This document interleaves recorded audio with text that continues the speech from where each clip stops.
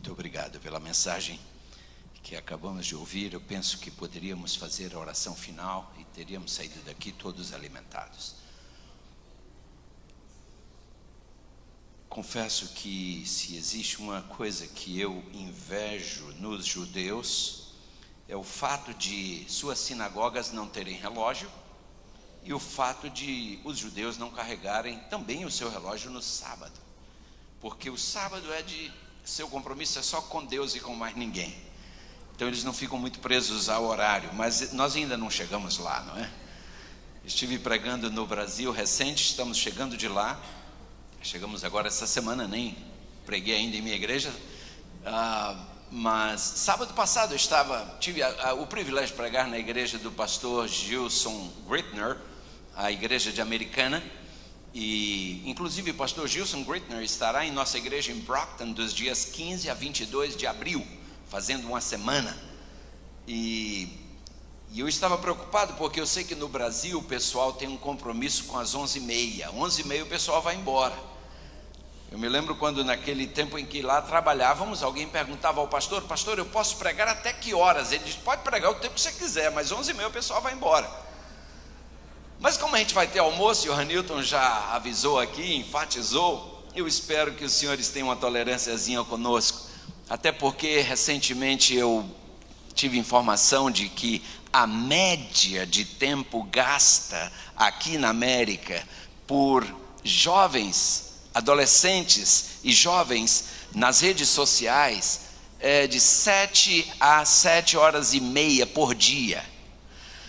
Então, se nós conseguimos ficar 7 horas presos às redes sociais, talvez a gente aguente ficar alguns minutinhos mais para ouvirmos a palavra do Senhor nesse momento. E eu convido você a, juntamente comigo, concentrar-me no tema que intitulamos Altares que não se apagam. Antes de prosseguir, eu peço a todos que me acompanhem numa curta prece. Obrigado, Senhor, pelo que Tu já fizestes entre nós e pelo que Tu farás. Por favor, que eu seja apenas o conduíte através do qual Tua mensagem chegará à Tua igreja, a começar por mim. Em nome de Jesus. Amém. Abra, por favor, sua Bíblia comigo no capítulo 6, versículo 13 de Levíticos. Levíticos, capítulo 6, versículo 13. O texto é praticamente uma linha, em outras Bíblias talvez 2 linhas, mas esse é o texto básico para nossas considerações nesta manhã, e eu quero ressaltá-lo lendo-o, apesar de ele estar na tela. Diz aqui na minha Bíblia: o fogo arderá continuamente sobre o altar, não se apagará. Irmãos, de acordo com uma pesquisa da editora cristã Lifeway, o lar americano possui em média mais de 3 Bíblias. Cada lar americano tem uma média de 3 Bíblias mais, ou seja, mais de 3 Bíblias, no mínimo 3 Bíblias. E a mesma pesquisa revela que 52% dos americanos creem que a Bíblia seja uma excelente fonte de ensino moral. Essa pesquisa ainda revela que 35% dos americanos creem que a Bíblia transforma a vida. E ainda 36% acreditam que a Bíblia seja verdadeira. E dito isso, a Lifeway revela que mais da metade dos americanos leram poucas vezes ou nada da Bíblia. Não é interessante isso? Irmãos, menos de 1/4 daqueles que já leram a Bíblia tem um plano sistemático para lê-la todos os dias.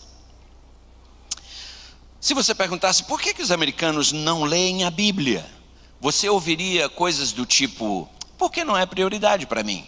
27% responderam assim na pesquisa. Outros responderam, 13% disseram: eu acho que eu já li suficiente. Possivelmente esse seja o caso dentre nós também. É bem possível. Em seu livro O Ceticismo da Fé, a página 23, o Dr. Rodrigo Silva menciona testes feitos pelo Pew Forum on Religion and Public Life aqui nos Estados Unidos. E esses testes concluíram que, escutem, ateus e agnósticos estão sabendo mais da Bíblia do que os próprios religiosos nesse país. Acreditem, irmãos, os incrédulos, eles acertaram mais questões sobre o cristianismo e outras religiões do que os crentes. E ainda nesse mesmo livro, o Dr. Rodrigo cita uma pesquisa feita pelo Instituto Barna, da Califórnia. E notem, essa pesquisa mostra que 93% dos lares pesquisados possuem uma ou mais exemplares da Bíblia. Ou seja, bate com a Lifeway, a pesquisa da Lifeway. Ainda, 12% dos entrevistados afirmaram ler a Bíblia todos os dias. 38% disseram que recorrem a ela nos momentos de necessidade. 57% confessaram passar mais de uma semana sem ler a Bíblia. 31% disseram que o ditado "Deus ajuda quem madruga" está na Bíblia. 48% disseram que o livro apócrifo de Tomé está em todas as Bíblias, não apenas em algumas versões. E não para aí, 52%, irmãos, confessaram não saber que existe o livro de Jonas na Bíblia. 58% desconheciam quem pregou o Sermão do Monte. Irmãos, se essa pesquisa fosse feita em outros países, sem dúvida, os números variariam muito pouco. A leitura da Bíblia, amados, eu costumo afirmar que é um forte indicador da vida devocional de uma pessoa. E o povo adventista sempre foi conhecido como o povo da Bíblia. Pergunta: somos ainda? A irmã Yolanda Anversa, ela ganhou o concurso mundial da Bíblia, disputando com rabinos lá em Israel. E ela era uma membro da igreja. Claro, era esposa de um pastor, mas isso aí não quer dizer muita coisa, não. Ela era uma membro regular da igreja. E quando numa entrevista perguntaram a ela: como você aprendeu tanto da Bíblia? Ela disse: muito simples, a minha igreja, ela me proporciona um estudo diário da Bíblia através do que nós chamamos de lição da escola sabatina. E foi assim que eu conheci a Bíblia. Uau! Irmãos, somos nós ainda o povo da Bíblia?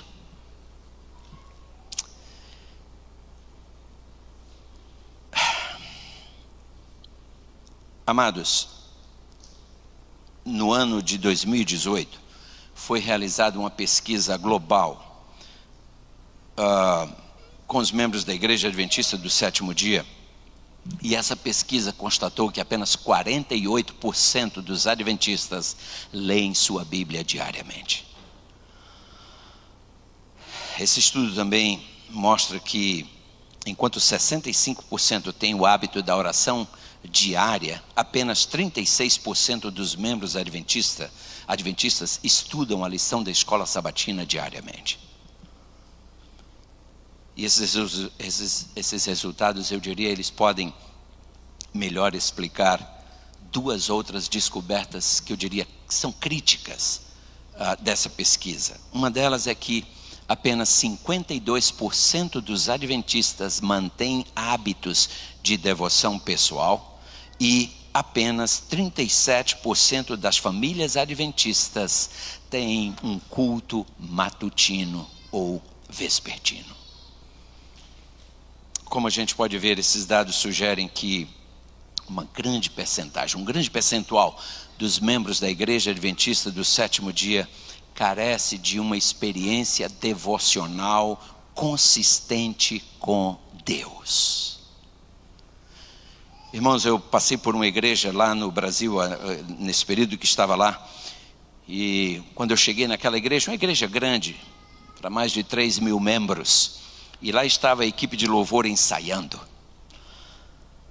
Irmãos, Calvino falou um dia: todo cão fiel ladra quando ele vê que o seu dono está sendo atacado.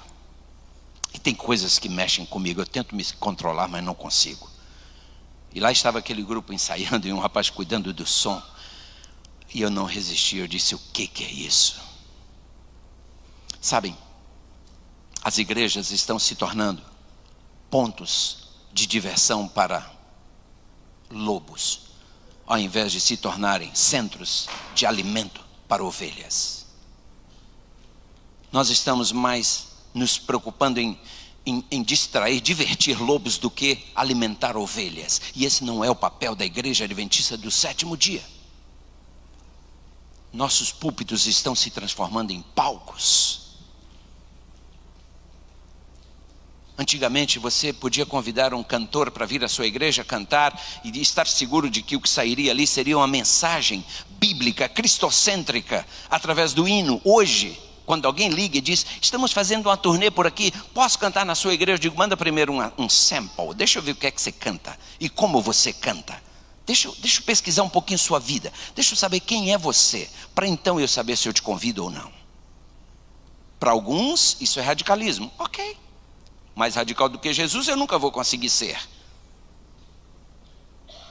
Acontece, irmãos, que o louvor, para ser aceitável a Deus, o coração do adorador tem que estar em linha com Ele.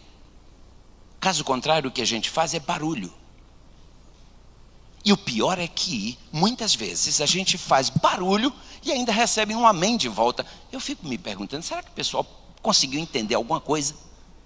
Escutem, Deus quer ser adorado e nós fomos criados para isso.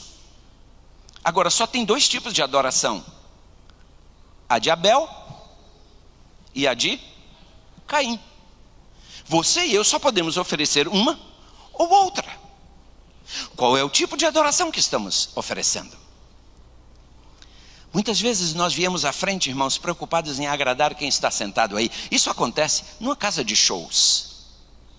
Até porque aqui eu não estou apresentando nada para você aí. Aqui estamos todos oferecendo algo para quem está em cima. E só temos duas ofertas, duas maneiras. Só podemos apresentar duas ofertas: a aceitável e a inaceitável. E cada vez que eu me levanto perante uma congregação, eu penso: Senhor amado, tem misericórdia de mim. Eu saí daqui, irmãos, antes de viajar para o Brasil, eu conversei alguns bons minutos com um amigo meu pastor, e eu não sabia que aquela era a nossa última conversa. Eu não tinha a menor ideia. Estou falando do Dr. Honoré. Conversei com ele, foi uma conversa muito agradável, e eu disse: estou indo ao Brasil e quando voltar a gente conversa mais. Quando eu estava no Brasil, eu recebo a notícia: o Dr. Honoré faleceu. Eu digo: como? Do nada. Quem conheceu o Dr. Honoré sabe. Estou falando de um homem alto, um homem forte. Do nada. Sabe, irmãos, é bem possível que para alguns dos senhores eu esteja falando talvez pela primeira e pela última vez. Eu não sei. Você não sabe. Uma coisa eu sei é que o dia que Jesus vier, eu terei que enfrentar você. Você me olhará e vai me dizer: foi lá na nossa igreja, falou um monte de gracinhas e não me diz. Agora ele está ali, falando que não me conhece. A culpa é sua. Ao invés de me apresentá-lo, você ficou me apresentando outras coisas. Sabem, amados, é difícil estar aqui à frente, tenho certeza. Um grande pregador lá no Brasil, renomado orador e professor da nossa universidade, agora aposentado, chegou um dia diante de uma congregação e a maneira como ele se apresentou parecia confusa a princípio, quando ele disse assim: se os senhores soubessem quem sou eu, os senhores não teriam vindo aqui para ouvir o que eu tenho a dizer. Mas o que me conforta é saber que se eu também soubesse quem são vocês, eu não teria coragem de estar aqui à frente de vocês. Sabem, a coisa é mais ou menos por aí. Irmãos, nós todos estamos marchando para um momento cataclísmico. Nós teremos um encontro pessoal, 1 a 1, com o Rei do Universo. E eu quero estar preparado naquele dia e quero ter minhas mãos limpas de que eu cumpri minha missão. Amados, nós precisamos preparar, e obrigado pelo seu amém, precisamos preparar-nos e preparar nossa família para esse encontro com Deus. Altares que não podem se apagar são os altares de nossas famílias, irmãos. O altar de adoração em nossos lares, queridos, está quebrado e nós precisamos repará-lo com urgência. Nossos filhos estão sendo, irmãos, alimentados muitas vezes pelo que está aqui. Nós estamos colocando nas mãos deles esse perigo. O professor André, que tem feito palestras extraordinárias na área da psicologia, pregou na nossa igreja em Brockton sábado passado, e eu assisti pela internet. Eu convido você, se puder acessar esse sermão, assista-o, onde ele fala dos perigos das redes sociais. É alguém que fala da perspectiva da psicologia, e é muito interessante ouvir. Irmãos, as pessoas que padecem de uma vida devocional inconsistente com Deus, não podem conhecê-lo, claro que não podem. Não podem amá-lo, claro que não. E consequentemente não podem compartilhá-lo com outros. Eu não posso falar do que eu não conheço. Eu não posso confiar em quem eu não conheço. E por isso hoje nós estamos vivendo essa carência de confiança, essa falta de compromisso, porque nós estamos desconectados com a fonte. Deus é um desconhecido para nossas crianças. Pode perguntá-lo sobre os heróis da Disney, que eles sabem o nome de todos, ou os nomes de todos. Agora pergunta quais são os heróis da Bíblia, que eu quero ver. Amados, me desculpem, mas tem coisas que não dá mais para a gente ficar calado. Uma vida sem comunhão com Deus é uma bomba relógio, prestes a explodir a qualquer momento. Sabe, eu consigo ver numa comissão de igreja qual é o membro que tem comunhão com Deus e qual é o que não tem. Eu consigo ver. Numa igreja, na hora do conflito, é a hora de você saber quem é quem. Porque quando está tudo em paz, isso é tranquilo. Um esposo dizer para a esposa, eu te amo, e dar flores para ela quando tudo está bem, é fácil. Agora, e na hora da crise? Sabem, amados, a gente precisa entender que isso é um assunto de ordem pessoal, isso é um compromisso intransferível e urgente. Como pastores, nós podemos ver isso claramente sempre que um convite ao trabalho missionário é recebido com bocejos. Claro, isso mostra a falta de comunhão com Deus, quando apelos para os cultos de quarta-feira esbarram em ouvidos surdos, corações frios e mentes indiferentes. Isso é prova de que está faltando comunhão pessoal com Deus. Quando a semana de evangelismo ou uma semana de oração não tem êxito, aquele êxito esperado devido à falta de presença e envolvimento dos seus membros, isso é uma evidência, irmãos. Esses costumam ser alguns claros indicativos, irmãos, de que as redes sociais e outras distrações estão recebendo mais atenção e importância do que a Bíblia e sua mensagem de salvação para nós. Falei uma frase aqui talvez ano atrás ou coisa parecida, eu quero repeti-la, se os senhores me permitem. Quando Jesus voltar, as redes sociais serão a mais clara evidência de que quem não se preparou para os céus não foi por falta de tempo. Vai. Pode ter certeza. E nós precisamos cuidar, irmãos. É bem possível saber quando um membro toma tempo com Deus e quando não toma. É perfeitamente possível saber quando o altar de uma família está destruído ou apagado. Isso é visível. Existe uma marcada falta de paz, poder e propósito na vida espiritual daquele que não tem comunhão com Deus. A restauração do culto pessoal e familiar entre os adventistas do sétimo dia é uma necessidade urgentíssima, queridos, e eu diria a mais urgente de nosso tempo. Mas para que isso aconteça, precisa haver muita oração, mas também precisa haver decidido esforço da nossa parte. Pais e mães aqui presentes, nós somos os sacerdotes e sacerdotisas do lar. Nós temos que determinar o ritmo. Eu tenho saudades de quando meu pai, a gente era criança ainda, Meu pai saía às 5 horas da manhã para viajar, e meu pai fazia com que todos nós nos levantássemos para fazer o culto. Na época eu odiava. Eu era um pré-adolescente. 5 horas da manhã, e a gente dizia: pai, está muito cedo. Ele disse: mas eu estou saindo e eu quero entregar o meu lar nas mãos de Deus. Oremos, façamos o culto, depois vocês podem voltar para a cama. E ele fazia, não abria mão disso. Quando o pai não estava presente, porque ele viajava muito, minha mãe fazia isso. Culto lá em casa era algo do que não se abria mão. Frequência aos cultos. Irmãos, eu me lembro, a gente morava a uma certa distância da igreja. Quarta-feira, tínhamos que marchar num trecho escuro. E às vezes chovia muito. E minha mãe ia comigo. Meus irmãos já estavam em colégio interno. Eu sou o caçula. E minha mãe pegava uma sombrinha, aquela chuva de vento, e mãe botava a sombrinha assim para frente, e mãe chegava na igreja, da metade para cima da cintura ela estava sequinha, e eu do pescoço para cima, encharcado, mas deixar de ir para a igreja a gente não deixava. Tinha lama, mãe dizia: tira o chinelo, leva na mão. E ela tirava o sapato, levava na mão. E chegava na igreja, tinha uma torneira lá fora. Abria, lavávamos os pés, e eu calçava e entrava com o chinelo todo molhado, sentava no último banco. Mas não abria mão. O culto aqui em casa, todo mundo tem que ir para a igreja. Irmãos, pela graça de Deus, somos 2 pastores na família.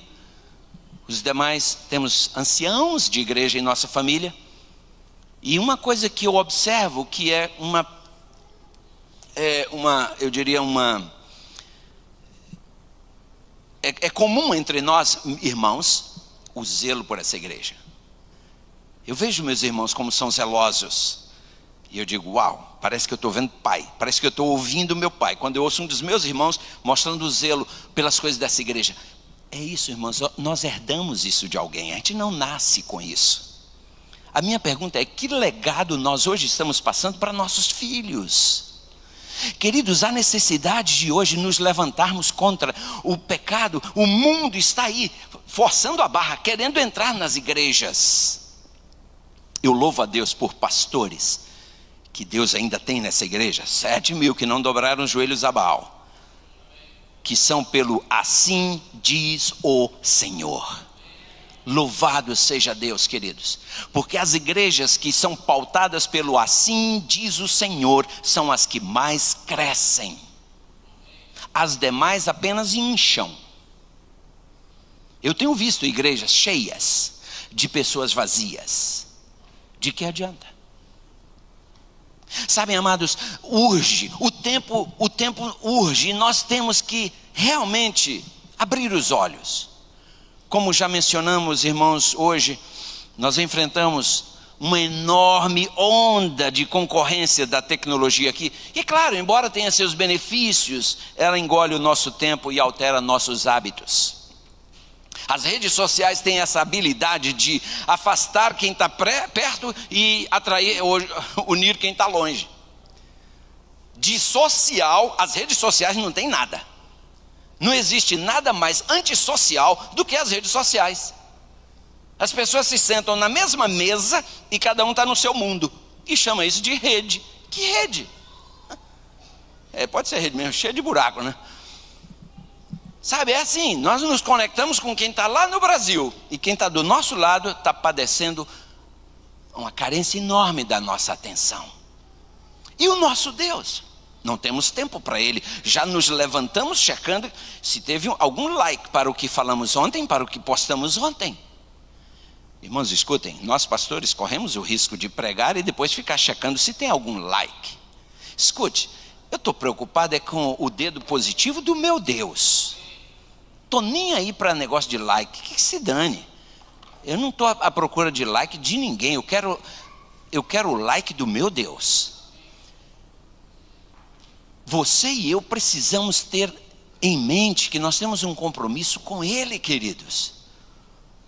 Estudos têm revelado, irmãos, que os vícios digitais tornam seus usuários ansiosos, irritados, solitários, estressados, deprimidos, antissociais e infelizes com a vida. Irmãos, eu nunca vi tanta gente ansiosa como eu vejo hoje. Nunca vi tanta gente irritada. Você quer ver? Dirige no Brasil para você ver. Lá no Brasil o povo expressa a sua irritação, é no trânsito. Brasileiro, cada brasileiro que dirige parece ter a capa do Batman ou do Superman. Ficam super homens, eles são violentos, são agressivos, são tudo. Falei, credo, dá medo dirigir no Brasil. As pessoas são solitárias. As pessoas que estão presas às redes sociais são pessoas estressadas, deprimidas. Irmãos, hoje um dos maiores males psicológicos que a humanidade está hoje enfrentando, ou males emocionais, é exatamente a depressão. Porque todo mundo está com um cordão umbilical ligado nisso aqui. Nossas crianças. Eu tenho hoje meus netos, não tenho, na época meus filhos eram pequenos, não tinha isso, mas hoje temos nossos netos. Ai, irmãos, eu fico tão feliz quando eu vejo que meus netos não têm acesso a isso aqui. Meus filhos não deixam. E quando deixam, é supervisionado. Primeiro os meus filhos querem saber o que é que vocês estão assistindo e tem tempo limitado. Falo, thank you, Lord. Porque precisa ser assim. A minha netinha que mora agora juntinho de nós, quando ela está com isso aqui na mão, e a gente diz, é tempo de desligar, na hora ela já entrega. Não tem choro, não tem conversa, porque ela sabe, não adianta. É hora de desligar, é hora de desligar. Irmãos, nós não temos que ter medo de ter as rédeas do nosso lar nas mãos. Nós tínhamos um filho adolescente, já jovem, terminando teologia, e ele ainda era regido pelas rédeas de quem pagava a sua faculdade. Tinha hora, tinha compromisso. Mãe, eu vou comportar em tal lugar. Foi a ligação uma vez, nós estávamos em Texas e a mãe disse, não, você não vai. Mas mãe, eu estou indo comportar. Falando grosso, eles até engrossam mais a voz para intimidar. E a mãe disse, não, você não vai. Para tal cidade você não vai. Por quê? Porque sua namorada mora lá, meu. Você acha que eu nasci ontem? Você não vai. Mãe, eu já estou... Você não vai. Você está me chamando de mãe. Quem tem a palavra final aqui sou eu. Você não vai. Ponto final. Muda o assunto. Qual é o outro tema da conversa? Desligou bravo. Mas a raiva passa. Depois de uns dias ligou. Eu estou indo comportar em tal lugar. A mãe disse, opa, aí beleza. Até a gente dá carona a você. Se quiser a gente pega e leva lá. Sabe, irmãos? E hoje, esses filhos são nossos amigos. Mas eles sabem muito bem, a linha não cruza não, que tem um preço. Mas hoje a gente está amarelando diante de cara feia de menino. Eu não sei onde a gente aprendeu isso. Oh, aqui na América não pode. Como na América não pode? Onde é que a América vai me dizer como eu educo meus filhos? Eu tenho um compromisso com Deus acima de tudo. Escuta, irmãos, a América não permite que você abuse de seus filhos. Mas isso Deus também não permite. Na América não é proibido disciplinar filhos, é proibido abusar de filhos. E por isso, discipline quando pequeno, porque aí você não vai precisar praticar abusos na adolescência. Sabe, ensina a criança no caminho que deve andar. E quando ela crescer, ela vai saber muito bem quem é que manda. Como eu contei aqui uma vez, lembra minha mãe me ensinou desde pequeno que eu tinha 2 direitos? Minha mãe disse, você tem 2 direitos aqui. O primeiro direito é saber que você não tem direito nenhum. E o segundo direito que você tem é não abusar do primeiro. Lá em casa era assim, minha mãe nos ensinou, nos educou no sistema áudio-manual. Na época falavam muito do audiovisual, mãe não, mãe optou pelo áudio-manual. Mãe falava, a gente não obedecia, a mão entrava em ação. Era áudio-manual, funcionou. E eu repliquei isso e funcionou também, porque é isso que minha Bíblia diz que deve ser, assim deve ser ensinado. Sabem, amados, a gente precisa cuidar, porque as longas horas que nossas crianças às vezes estão expostas às redes sociais, nós também, escutem, isso, irmãos, está fazendo com que nos tornemos zumbis. Nossos filhos estão se tornando verdadeiros zumbis. Conversa com seu filho sobre alguns assuntos e você verá que ele não terá interesse. Hoje ninguém mais pesquisa nada. Todo mundo quer o que está na flor, na superfície. Ninguém cava fundo mais. Por qualquer coisinha, o nego liga: pastor, como é que eu respondo a essa pergunta? Pergunta básica. Você diz, não, você pensa, você não fala, né? Eu não acredito que essa criatura não sabe isso. Mas a gente está vivendo na casca, na superficialidade, irmãos. Nós estamos estudando mais ou menos, lendo mais ou menos, nos formando mais ou menos. E eu estou muito preocupado que daqui a pouco nós seremos profissionais, mais ou menos. Imagina você deitado numa mesa para uma cirurgia de peito aberto com um médico que estudou mais ou menos, tirou notas mais ou menos, se formou mais ou menos, e agora vai te operar, mais ou menos. Que tal? Que tal você entrar num avião que vai voar daqui para o Brasil, a noite inteira no ar, com um pilotinho que se formou mais ou menos? Mais ou menos também você chega lá. O problema do mais ou menos é quando chega na hora do vamos ver, irmãos. E o que acontece conosco? Nós estamos levando uma vida espiritual mais ou menos. Só que quando chegar diante de Jesus, aí o mais ou menos não vai funcionar. Porque ele vai dizer, nem te conheço. Peraí, Jesus, peraí, deixa eu ajudar. Olha, eu era ancião na igreja, Danbury, lembra? Connecticut. Lembro não. Jesus, eu era o pastor da igreja. Conheço não. Bora, sai daí que você está atrapalhando o santo. Sai. Deixa o santo passar. Irmão, não vai funcionar. Então é por isso que a gente precisa agora apertar o cinto. Apertar o cinto, queridos. Para nossa irmãos, o que está acontecendo no mundo hoje é de arrepiar os cabelos. Ontem eu mostrava para minha esposa.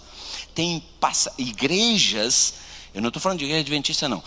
Tem igrejas, se você vai na internet, coloca, você vai ver isso, que estão se tornando passarela para desfile de moda, dentro da igreja. Eu fazia uma semana de oração na cidade de Dublin, na Irlanda, e um membro me disse, pastor, vamos ali que eu vou te mostrar uma igreja. E fomos, à noite. E ele me disse, está vendo ali um tremendo templo, irmãos. Que templo lindo. E estava escrito, Bar, Restaurant and Club Church. Era um cabaré funcionando dentro de um santuário.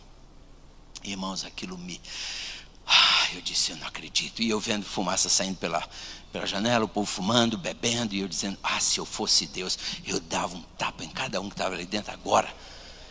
E eu fiquei, se eu estou indignado, imagina Deus. Irmãos, vai chegar a hora do acerto de contas. Nós estamos levando a coisa, sabe, eu mostrei para ela ontem, um desfile de drag queen numa igreja, aqui em Nova York.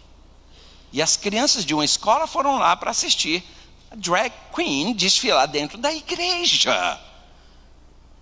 Amados, há mais de 40 anos atrás, Billy Graham estava preparando sermões para uma série que ele ia apresentar, uma série evangelística, e ele tinha em cima da mesa vários recortes de jornais e revistas mostrando o aumento da criminalidade, da violência, os cataclismas sociais. E Ruth Graham, sua esposa, passou e começou a ler assim as manchetes, e ela disse, uau, se Jesus não voltar logo, Deus vai ter que pedir desculpas a Sodoma e a Gomorra. Isso há mais de 40 anos atrás. Imagina hoje. Imagina o que ela diria hoje, se ela estivesse viva e visse o que nós estamos vendo. Amados, está provado que a prática da adoração pessoal e familiar nos proporciona exatamente os efeitos opostos a esses aí. Amém? Sim, irmãos, a comunhão com Deus, ela acalma nossas mentes, ela reduz a solidão, ela diminui. Acho que eu tive um probleminha aqui. Ok. Reduz a solidão, diminui o estresse, traz paz, satisfaz nossas necessidades emocionais e promove contentamento. Oh, queridos, quanta paz haveria em nossos lares se houvesse ali mais comunhão com Deus. Eu vou lembrar aqui uma frase que eu falei há algum tempo atrás, que eu extraí do subtítulo de um livro que eu tenho na minha biblioteca, Sacred Marriage, onde diz assim: E se Deus tiver desenhado o matrimônio para nossa santificação e não para nossa felicidade? Sabem, muitos problemas que acontecem dentro do nosso lar, Deus permite para nos santificar. Olhe para o seu cônjuge como uma ferramenta de santificação usada por Deus, e não como uma área de prazer para você desfrutar 24 horas por dia. Seu matrimônio não é a Disney World. Seu matrimônio, às vezes eu sei, parece mais um campo de concentração, mas é por aí mesmo. Deus está querendo nos preparar para os céus, irmãos. Por isso Ele dá a gente, às vezes a esposa que dá, ou o esposo que dá, ou o filho que dá. É para nos preparar para os céus. Plantamos mais o joelho no chão quando a coisa não está bem em casa, é ou não é?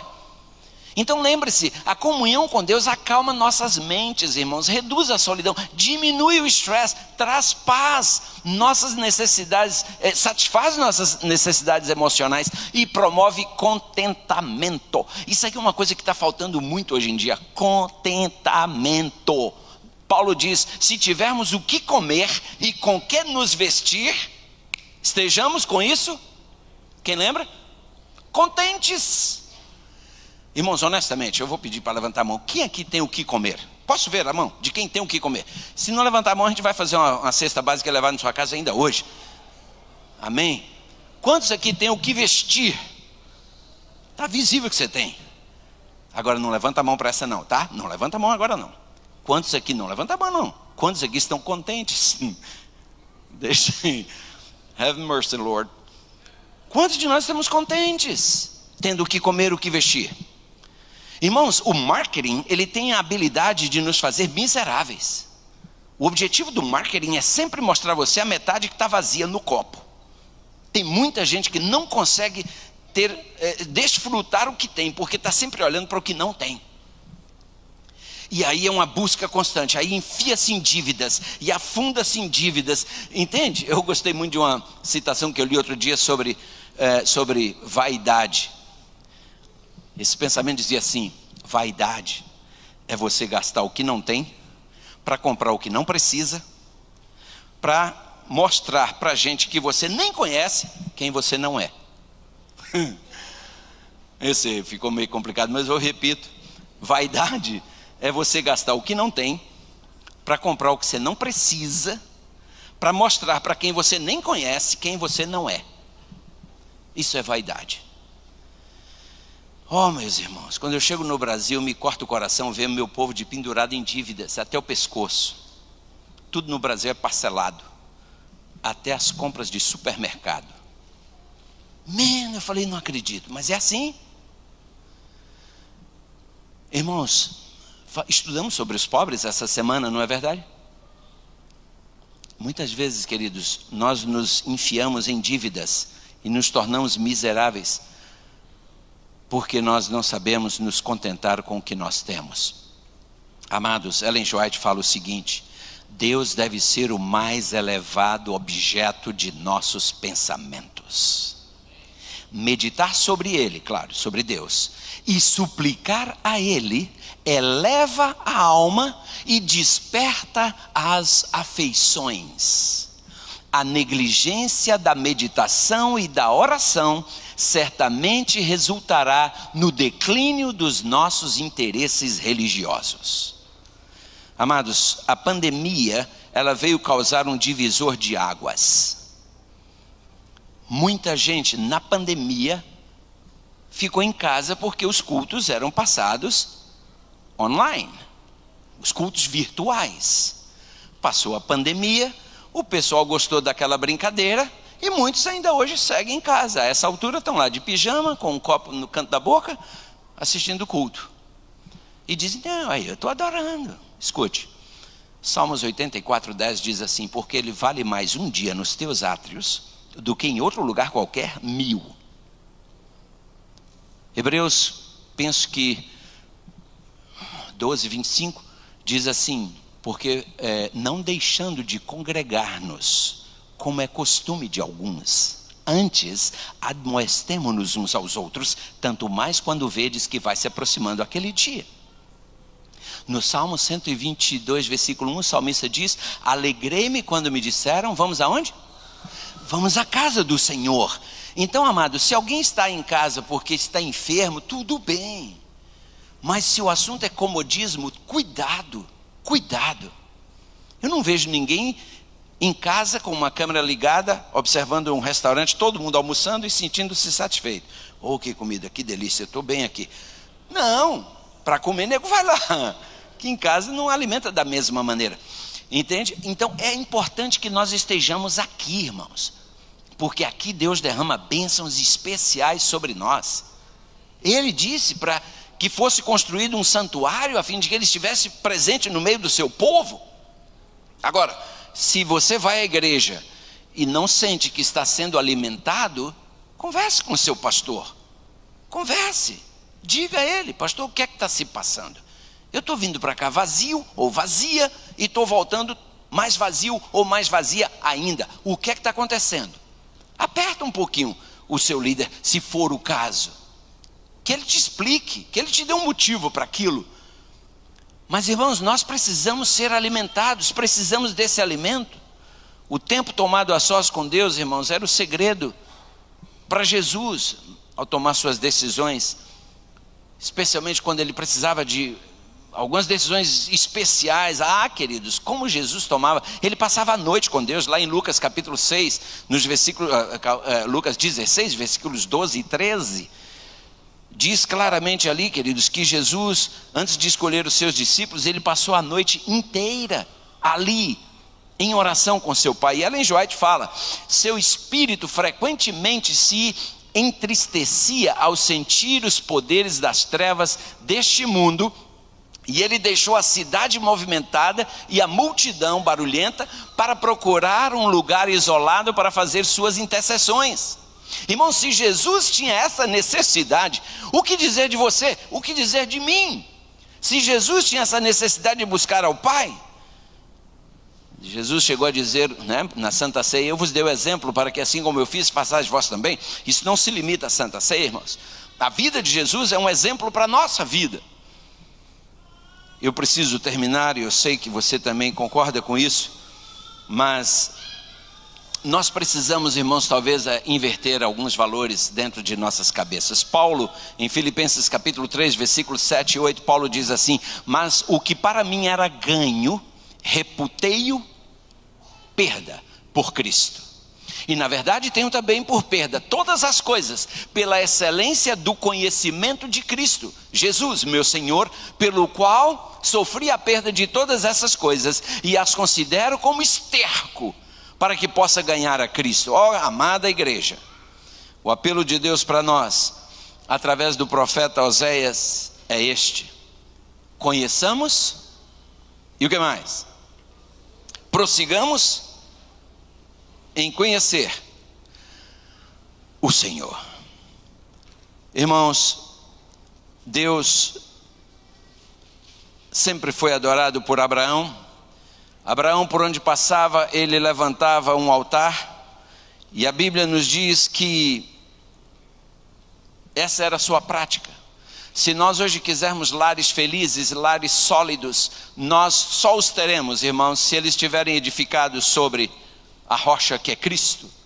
Se o altar da família estiver bem solidificado e solidamente erguido em nossos lares. E eu quero convidar você a acompanhar o exemplo de Abraão. Abraão, irmãos, ele tinha o hábito de erigir um altar onde quer que ele estabelecia sua tenda. E quando Abraão movia adiante, o altar ficava. Por isso, quando vinha alguém, parava e via aquele altar, já sabia: Abraão esteve aqui. Quando seus filhos crescerem, que lembrança terão eles de sua casa? Era um lar onde o altar estava aceso ou apagado, ou quem sabe nem existia. Deus te trouxe aqui hoje para ter esse encontro com você. E eu quero te dizer uma coisa: eu não estou pregando para você, escute, eu estou pregando para mim. É que eu estou falando alto e você está ouvindo. Que essa mensagem é primeiro para mim. Aqui está minha esposa. Irmãos, a coisa mais difícil para um pregador é quando ele prega e tem a esposa olhando para ele. Porque ela sabe, ela checa cada detalhe do que você está falando. Se é mera conversa fiada ou se é o que a gente se preocupa e vive em casa. Os filhos, eu me lembro quando tinha meus filhos adolescentes. Que privilégio é ter os filhos olhando, porque ali estão os que me conhecem pelo avesso. Irmãos, Abraão deu-nos esse exemplo. Jacó não foi diferente. Deus marcou um encontro com Jacó em Betel. Gênesis 35, versículo 1. Depois disse Deus a Jacó: levanta-te, sobe a Betel e habita ali. Faze ali um altar ao Deus que te apareceu quando fugiste de diante da face de Esaú, teu irmão. Agora, irmãos, acontece que para que o altar cumprisse o seu propósito, Jacó precisaria primeiro fazer uma faxina em sua família. E olha, amados, é mais ou menos isso que talvez alguns de nós temos que fazer em casa. A minha Bíblia diz: então disse Jacó à sua família e a todos os que estavam com ele: tirai, isso está em Gênesis, irmãos, os senhores conhecem esse texto, capítulo 35, versículos 2 até o versículo 4. Tirai os deuses estranhos que há no meio de vós, e purificai-vos, e mudai as vossas vestes, e levantemo-nos e subamos a Betel, e ali farei um altar ao Deus que me respondeu no dia da minha angústia, e que foi comigo no caminho que tenho andado. E agora diz o que aconteceu. Qual foi a resposta da família de Jacó? Deram a Jacó o que, irmãos? Todos os deuses estranhos que tinham em suas mãos. Escuta, irmãos, escutem, um minutinho só. Olhem para mim. Como diria o Luiz Gonçalves, chega mais perto. Existe algum Deus estranho lá em sua casa? Não precisa responder, você sabe. Se existe, joga fora. Se você quiser que o seu culto, que o seu louvor, sua adoração sejam aceitos perante Deus. Se você quiser que a chama do altar acenda, joga fora aqueles deuses. E mais. Então, deram a Jacó todos os deuses estranhos que tinham em suas mãos e as arrecadas que estavam em suas orelhas. A versão linguagem de hoje é mais clara, diz assim: e os brincos que tinham nas suas orelhas. Por favor, você que nos visita, eu estou falando aqui para quem conhece o que deve fazer com esse assunto. Você que não conhece, Deus tem uma maneira diferente de tratar com você, mas eu estou falando para quem conhece, então por favor não se sinta ofendido. Irmãos, Deus, quando alguém se tornava filho seu ou filha sua, Deus dizia: tira algumas coisinhas que você vinha usando até então, porque você desconhecia, agora você conhece. Eu nunca entrei no McDonald's e vi alguém usando o boné do Burger King. Você já? Eu antes trabalhava no Burger King, mas agora eu estou aqui no McDonald's. Todo mundo sabe que eu amo o McDonald's, estou com a camisa do McDonald's, mas só o bonezinho aqui para lembrar, né? Eu tenho saudades do Burger King. Você continuaria sendo funcionário do McDonald's com o boné do Burger King? Não. Você gosta tanto assim que não consegue livrar do boné? Fica lá no Burger King. Irmãos, quando nós abraçamos a fé, que nós abraçamos, Deus diz: olha, o que te lembra aí, o Burger King, remove, ou então é melhor você ficar lá com o Burger King. E Jacó os enterrou debaixo do carvalho que está junto a Siquém. Agora, irmãos, eu acho interessante que na sequência, no versículo 2, aí diz o quê? Tirai os deuses estranhos que há no meio de vós e purificai-vos, e diz o texto, e mudai as vossas vestes. Ai, irmãos, como eu queria ter mais tempo para elaborar um pouquinho mais sobre isso. Sabe por quê? Porque hoje a gente está enfrentando um problema na igreja com o assunto de vestimenta. Pessoas há que dizem: o que importa é o coração, o que eu visto. Não, escute, o mundo aí fora ainda leva a sério esse negócio de vestimenta. Sabe por quê? Eu ainda não consigo entrar num jantar de gala vestido de short, jeans e t-shirt. Você consegue? Não.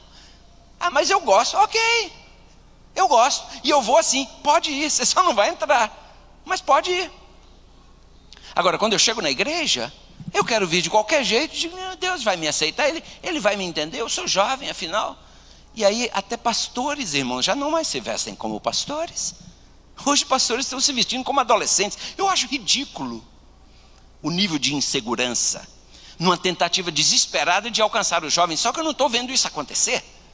Era para a nossa juventude hoje ser uma juventude super consagrada. Afinal, os pastores estão se tornando teenagers para ganhar os teenagers, mas eu estou vendo eles se perderem junto com os teenagers. Irmãos, me desculpem, Mas algumas coisas não dá para tolerar. Eu acho que é preciso a gente fazer uma reforma em nosso guarda-roupa, irmãos. Sim, baseado no assim diz o Senhor. Deus é tão meticuloso quanto a isso, irmãos, que quando o assunto era o sacerdote, Deus ditou até como deveria ser a cueca do sacerdote, a cirola. Deus disse tem que ser assim, a vestimenta é assim. Estão entendendo o que é um Deus detalhista? Agora hoje eu chego, eu posso vestir de qualquer jeito, o que importa para Deus é o coração. Acontece, amigão, que o seu exterior mostra o que você tem dentro. Eu não entraria num avião cujo piloto entrasse de qualquer jeito. E eu digo, eu estou fora, pego o próximo voo. Irmãos, porque até a última vez que eu chequei, juiz continua se vestindo como juiz. Impressionante, vá a qualquer corte e veja se não é assim. Policial continua se vestindo como policial. Bombeiro continua se vestindo como bombeiro. É interessante, irmãos. Pilotos, já que eu estou mencionando, piloto continua se vestindo como piloto. Irmãos, a maneira como um piloto se veste passa segurança, passa confiança. Uau, esse cara aí sabe onde bota o pé. Agora, e quanto a mim? Os senhores entendem? Tenho que terminar, irmãos. Voltemos ao altar. Deus nos convida a voltar, queridos, porque Deus quer operar uma completa faxina em nós. Esse ano a Igreja Adventista do Sétimo Dia, aqui no território da divisão norte-americana, lançou essa iniciativa, de volta ao altar. Back to the altar. Um movimento, irmãos, para encorajar o culto diário e pessoal. O objetivo, irmãos, é que até 2027, pelo menos 70% dos membros adventistas estejam envolvidos novamente no culto matutino e vespertino em suas casas. Que Deus nos ajude, queridos, a fazer a diferença. Que Deus nos ajude, irmãos, a ser diferentes. Porque o povo adventista sempre foi conhecido como um povo distinto, peculiar e separado.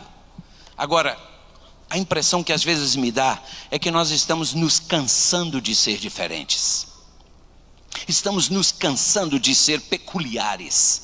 Estamos nos cansando de ser separados. Só Deus, com a sua misericórdia e graça, poderá mudar essa situação, queridos.